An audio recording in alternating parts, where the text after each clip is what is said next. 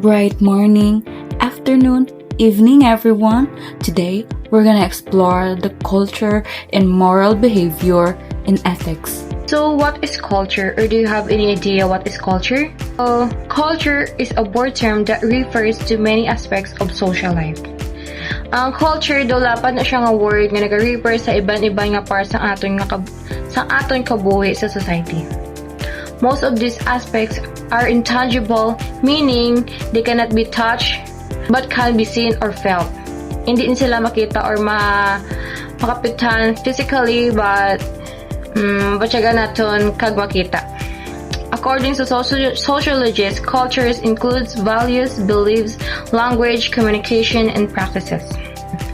Based naman sa mga sociologists, as a culture ang values nga ginasunod, mga beliefs or pagtuo, like sa aton nga mga Pinoy, damo ta mga pagtuo or mga beliefs. These are things that people share in common and they help define a culture or community. Amo ni ang mga bagay nga pareho sa atong tanan kag amo man nga nagahatag sa identity kag sa pareho man sa isa ka grupo gahatag man identity. Culture also includes materials objects that are part of that group or society. Hindi lang siya intangible, kundi may ara man tangible like mga gamit, foods, arts, kag tradition nga ara sa isa ka lugar. For example, diri sa Cadiz, amo na ang dinagsa kag ang whale kay isang una nga panahon may ara din nga may nagdagsa ang whale. So that's why dira nagsugod ang ginatawag nila nga dinagsa. This is important to note that culture is different from social structure and economic aspects of society. Dapat klarohon nga lain ang culture sa social structure kag economic side sa society. However, culture is connected to them because it both influences society and is influenced by society. Pero connected Japon sila kay ang culture nga nagaapekto sa society kag ang society nagaapekto man sa culture. In short, culture shapes how people live, interact and understand each other in community. According to Marcus Louis Cicero or Cicero in Latin pronunciation, culture is basically the cultivation of the soul, or what they call the cultura animi.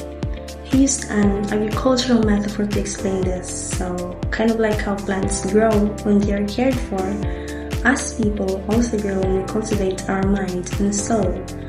For Cicero, this was considered the highest form of human development.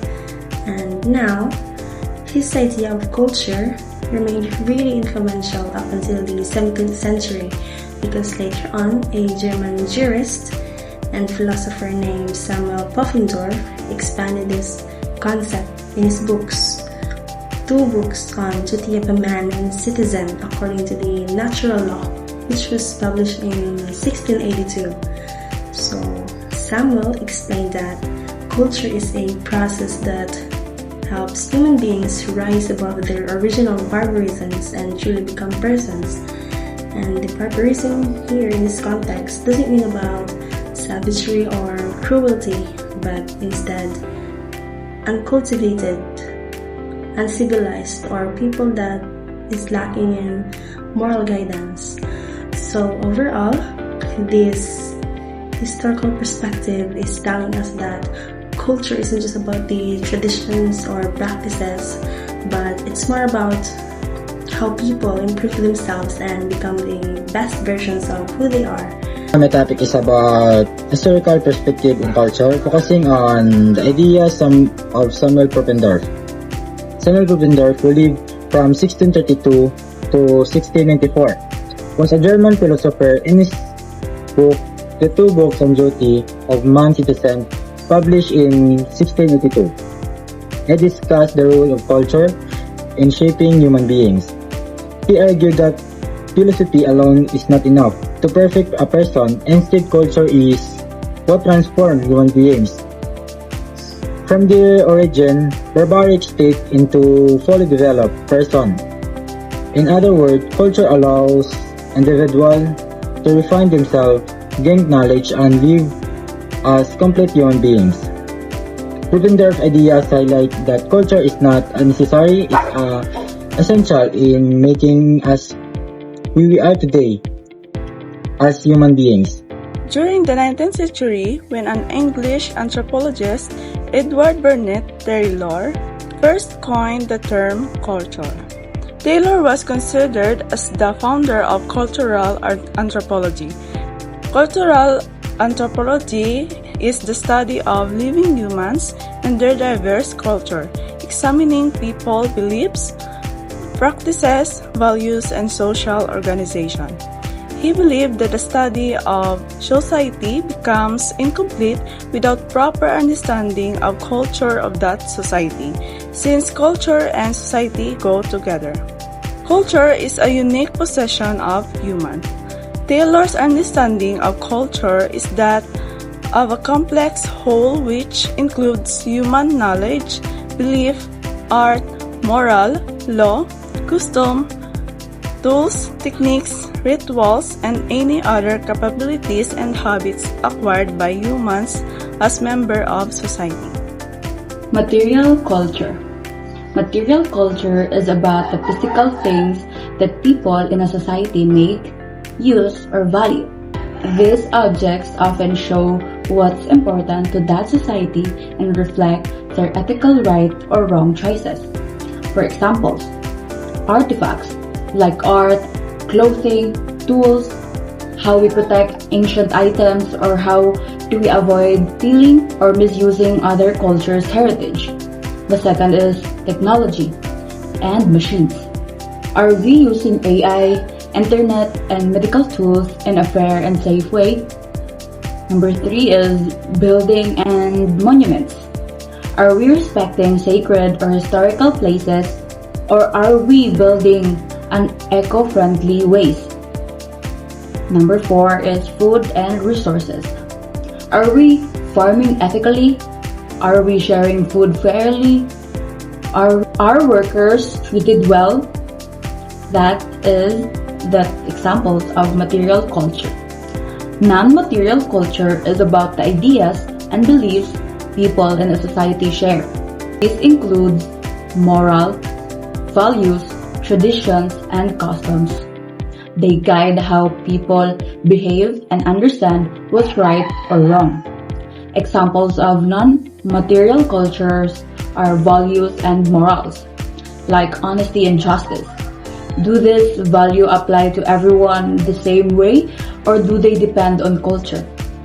The second is language.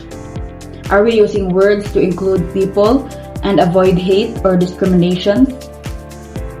The number 3 is religion and traditions. How do we respect different beliefs while stopping harmful practices? Number 4, social norms and laws. Do our rules treat people fairly and protect their rights? That's the example of non-material culture. In short, material culture are the things we can see and touch, while non-material cultures are the things we believe or value. A person and culture are deeply connected from birth. A person shaped by the culture they grew up in, through language, traditions, beliefs, and social norms. Culture provides individuals with a sense of identity, belonging, and guidance on how to live with others. It influences the way we think, act, and make moral decisions in society.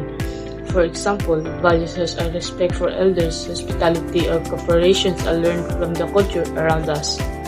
At the same time, a person is not only shaped by the culture but also contributes to it. People create, preserve, and transform the culture through it. Their actions, creativity, and ethical choices, innovation in technology, art, and social practices all come from the individuals who influence the directions of culture through critical reflections. Human can keep with its good in culture, such as values that promote human dignity and solidarity, while challenging practices that may harm individuals or groups. How culture shapes the moral agent.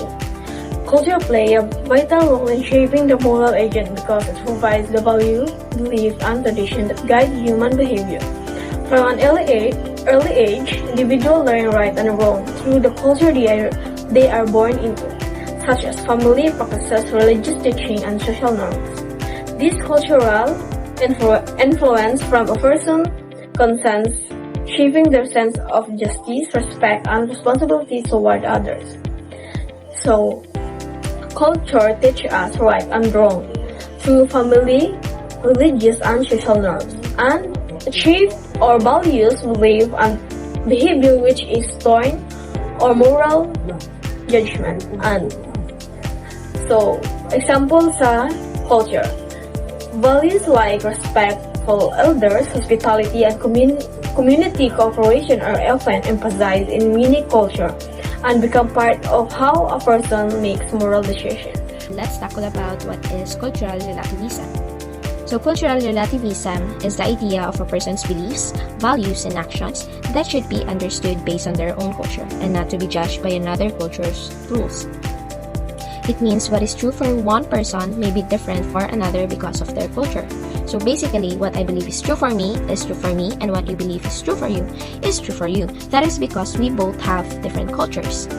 And then, the concept of cultural relativism as we know and use it in contemporary time and established as an analytic tool by the German-American anthropologist Franz Boas in the early 20th century. So Franz Boas is an 84 years old who is, just like what I've said earlier, is a German-American anthropologist. He is also known as the father of modern anthropology. He is also the one who introduced the concept of cultural relativism in 1887. That is widely recognized for establishing the concept of cultural relativism in anthropology, which emphasizing that cultures should be understood based on their cultures and not to be judged against a universal standard. He also argued that all cultures are equally valid and that judging them based on one culture's cultural norms, or also known as ethnocentrism, is flawed. So let me give you an example of cultural relativism so you can understand it better. Just like for example, here in the Philippines, when we greet elders, diba, especially sa mga Tagalog, when they see an elder people or their grandfather, their grandma, they used to say mano po or bless, which they will put the hands of their lola and lolo on their forehead and says mano po as a way of their respect. While on some country, like in the US, people usually greet them with a handshake or just saying a simple hello. It's their way of saying, showing respect. Another example is when it comes to eating habits. Here in the Philippines, we like to use spoon and fork instead of knives or bread knives, while we sometimes use our hands because we're comfortable of it. While on some Asian countries, like Korea, Japan, they like to use chopsticks when they eat because it is normal and polite for them. And then cultural relativism means understanding that both ways are correct in their own cultures instead of saying one is better than the other. The basic concept relating to cultural people relativism. So the basic concept of cultural relativism is that a person's beliefs, values, and practices should be understood based on the person's own culture, rather than judged against the criteria of another culture. First is no universal standard. There is no single objective standard of right and wrong that applies to all cultures. So the example of this, in some cultures, arranged marriage are a common and accepted practice, while in others, they might be seen as a violation of individual freedom. Neither view is inherently right or wrong, so they're just different cultural perspectives. So this matters to us that our own cultural norms are not the only valid ones. It encourages us to be open-minded and to avoid imposing our values on others. Second, understanding, not judging. Cultural relativism encourages understanding cultural practices within their own context rather than criticizing them using outside standards. So this will help us to avoid snap judgments and reaction to unfamiliar practices. It promotes empathy and a deeper understanding of human behavior. So the example of this, consider the practice of ancestor worship in some cultures. Instead of dismissing it, it's a superstitious cultural relativism encourages us to understand its significance within that culture. Perhaps it's a way to honor and remember our loved ones, family ties, or seek guidance from the past. Third, anthropological tool. It is often used in anthropology to avoid ethnocentrism or the belief that one's own culture is superior to another's. It can lead to misunderstanding, prejudice, even conflict. Cultural relativism helps anthropologists and anyone else to approach the other cultures with respect and objectivity. So the example of this, when studying a tribe or tribe with unique rituals, an anthropologist using cultural relativism would try to understand the meaning and purpose of those rituals within the tribe worldview, rather than judging them as primitive or irrational. Ethnocentrism. Ethnocentrism is the attitude or belief in which individuals see their own culture as superior to others, leading them to interpret the values, customs, and practices of different culture according to the standard of their own society. This can lead to cultural bias, stereotyping, prejudice, and misunderstanding. The next one is the cultural relativism versus the cultural perspective. So, cultural relativism is an ethical concept that explains how moral standards vary from one culture to another. It suggests that there are no universal rules of right and wrong because each culture defines morality based on its own belief, traditions, and values. For instance, a practice like arranged marriage may be considered morally acceptable in some societies but may be questioned in others. Cultural relativism therefore emphasizes tolerance and respect for diversity, reminding us that ethical judgments should be understood within cultural context. The cultural relativism, when we say cultural relativism, it means it is understanding and respecting respects and different cultures and values, and also practice without judging them based sa ilang own nga standard. For like example, some cultural relativism is cultures nga gakaon nga like gakamot lang, like sa aton bing mga Filipino may ara gidya ng mga tawo nga magkaon like gakamot, or ara na sa culture nila ang gakamot, pero may ara man sa lain nga side sang nga Filipino na like ka-unbother sa ila ang magkinamot, like prefer nila ang magamit spoon ka ng tinidor. So, amo na siya natawag nga cultural relativism. Cultural perspective naman is, perspective is about understanding a culture from its own viewpoint, while cultural relativism is the principle that no culture inherently superior to another and should be judged by its own standard. Cultural perspective focus on understanding on a culture's unique context, while cultural relativism emphasizes the equality and validity of all cultures. Cultural perspective refers to the way a culture shape and belief, values, and practice of its member. It involves understanding a culture's worldview and how it influences its members' perception and behaviors. So the cultural perspective is understanding and respecting the different culture and values. Kung ang sa cultural relativism is like ang inban nga culture is gakabother sa sa kinamot nga culture. So sa cultural perspective is that mayroon silang culture nga understanding and respecting the different cultures and values.